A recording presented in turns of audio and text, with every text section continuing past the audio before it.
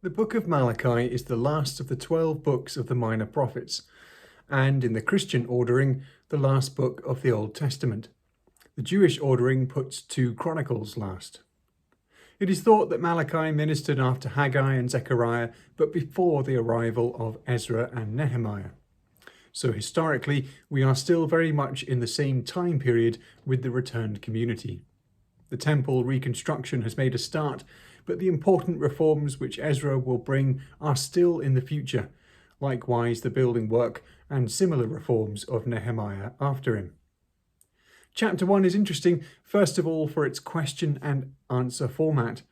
It begins in verse 2 with the assertion that the Lord has loved Israel, and the reply questioning that love. Why does Israel doubt God's love?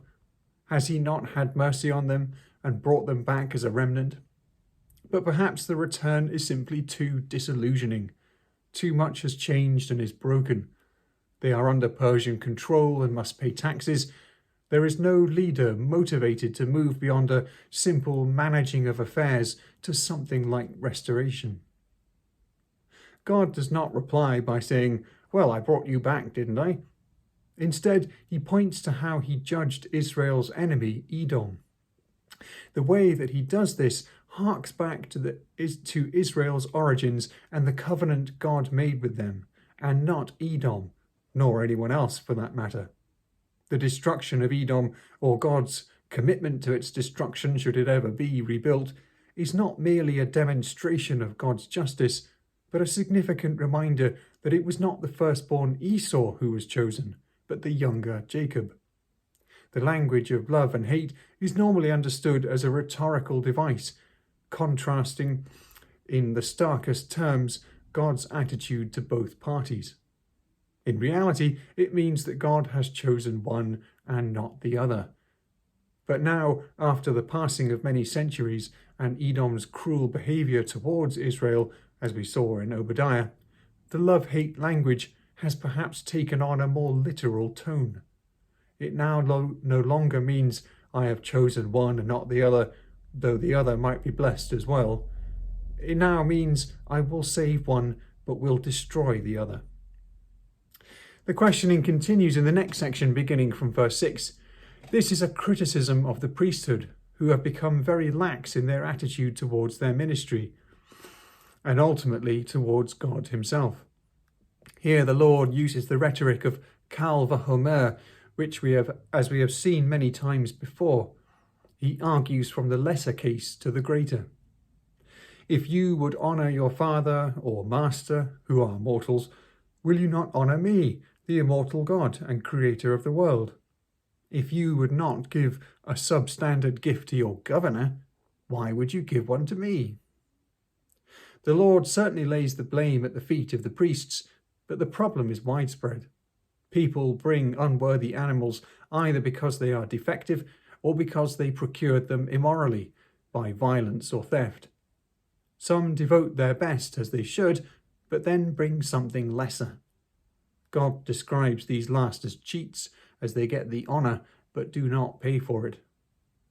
Although the people participate in this dishonouring of God, it is ultimately the responsibility of the priest to turn these defective offerings away, but they do not.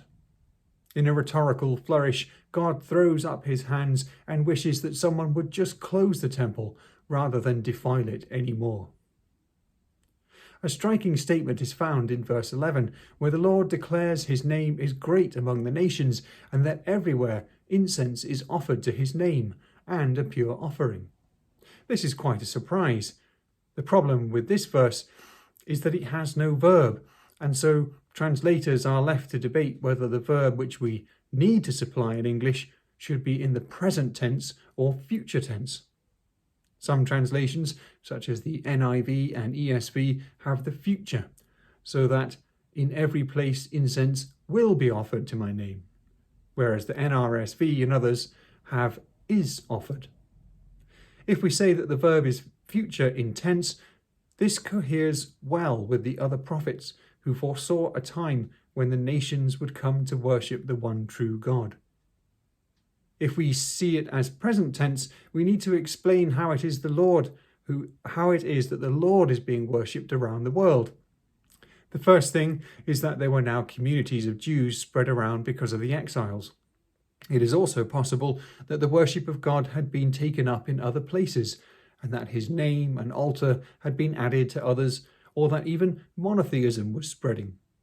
But choosing the present tense interpretation adds the more pungent critique that the rest of the world is currently offering better sacrifices than the priests of Israel in Jerusalem. And for that reason, I prefer the present tense. But the matter remains open, and both options work. When I read chapter 1 of Malachi, I wonder if, as the priests looked at all the ruins, the enemies around, the poverty, the Persian overlords, they were overwhelmed to the point where they were not far from apathy and despair. Perhaps it is easy to be reverent and to make a great effort if you have an amazing edifice covered in gold to minister in. But will they go to the same lengths now all this external glory is gone? Is the service of the Lord still such an honour and so vital amongst all the rubble? It is a significant test of the heart for these returnees.